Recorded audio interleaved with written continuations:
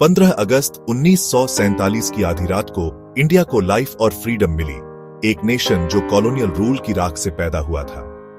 Prime minister Jawaharlal Nehru की tourist with destiny वाली famous speech सिर्फ एक पॉलिटिकल स्टेटमेंट नहीं थी, ये लाखों लोगों से किया गया एक प्रॉमिस था। ये गरीबी, अज्ञानता और बीमारी से फ्री फ्यूचर का प्रॉमिस था। आज 25 अगस्त 2025 को जब हम पीछे मुड़कर देखते हैं तो हमें खुद से एक क्रिटिकल सवाल पूछना चाहिए, किसने हमारे नेशन के शिप को हिस्ट्री के टर्बुलेंट वाटर्स में बेहतर तरीके से स्टीयर किया है?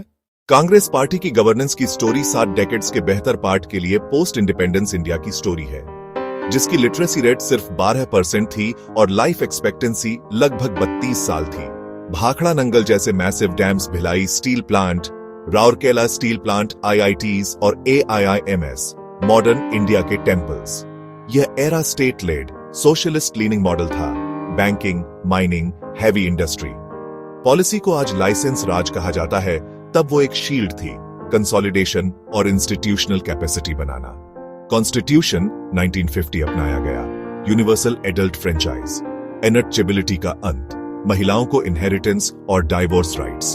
फिर भी स्टेट कंट्रोल्ड इकोनॉमी ने इनफिशिएंसी और करप्शन बढ़ाया। लगभग 3.5% ग्रोथ। 1960 के दशक में ग्रीन रिवॉल्यूशन था।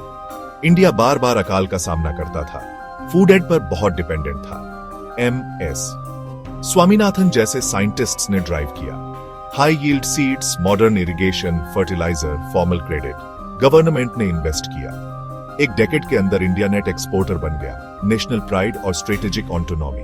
Vikram Sarabhai space programme, Aryabhata satellite का launch, Homi J Bhabha nuclear programme, smiling Buddha, BHEL, SAIL साल, ONGC, कोर इंडस्ट्रियल और एनर्जी इंफ्रास्ट्रक्चर बन गया। 1969 में बैंकों का नेशनलाइजेशन, फाइनेंशियल इंक्लूजन का गोल, स्मॉल स्केल इंडस्ट्रीज और रोजगार, पिछड़े क्षेत्रों में विकास। 1980 के दशक के अंत तक इंडियन इकोनॉमी एक गंभीर balance on off payments crisis का सामना कर रही थी।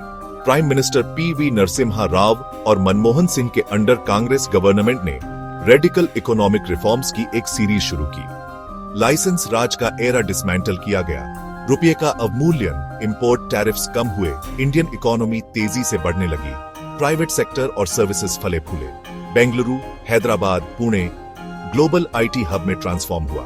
लाखों हाई वैल्यू जॉब्स, नए एंटरप्रेन्योर्स, मिडिल क्लास और सोशल मोबिलिटी। ये सफलताएं उन्हीं फाउंडेशंस पर बनी जिन्हें पहले बनाया गया था, IITs और रिसर्च पूल।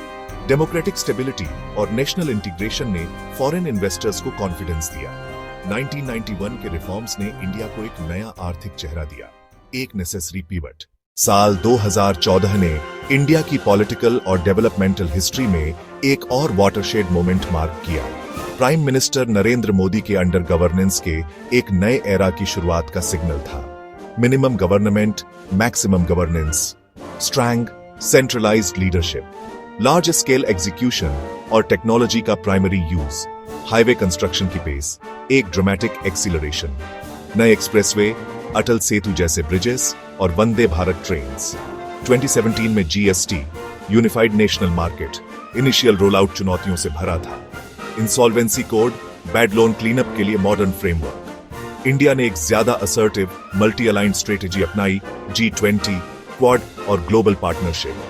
ये मैदान बदलाव का, टेक्नोलॉजी और इंफ्रास्ट्रक्चर में तेज प्रगति पर आलोचनाएं भी मौजूद हैं। सबसे विजिबल और इंपैक्टफुल चेंज डिजिटल रिवॉल्यूशन रहा है। Digital India 2015, JAM, trinity, Jan Dhan, Aadhaar और mobile phones direct benefit transfer का framework. Unified payments interface UPI ने डिजिटल पेमेंट्स में क्रांति ला दी। फिनटेक एक्सप्लोजन और फॉर्मलाइजेशन, स्ट्रीट वेंडर्स से BDDD कॉर्पोरेशंस तक। स्वच्छ भारत मिशन, घर घर टॉयलेट्स, उज्ज्वला और जल जीवन मिशन, बेसिक नेसेसिटीज तक पहुंच सुनिश्चित। 2016 का डिमोनेटाइजेशन अचानक और बड़ा कदम। इनफॉर्मल इकोनॉमी प्रभावित हुआ, बढ़ती बेरोजगारी और असमानता पिरामिड के निचले हिस्से की चुनौतियां बनी। टेक्नोलॉजी और इंफ्रास्ट्रक्चर की सफलताओं को सामाजिक आर्थिक चुनौतियों के साथ तोलना होगा।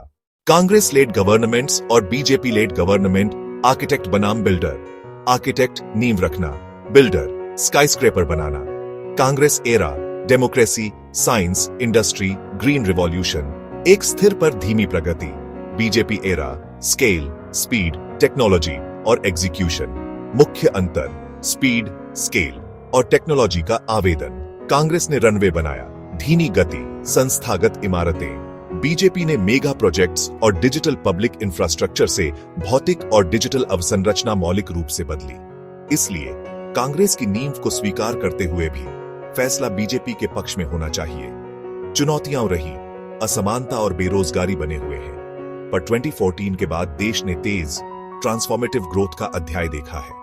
कांग्रेस ने रनवे बनाया, बीजेपी ने राष्ट्र को ऊंची और तेज उड़ान दी।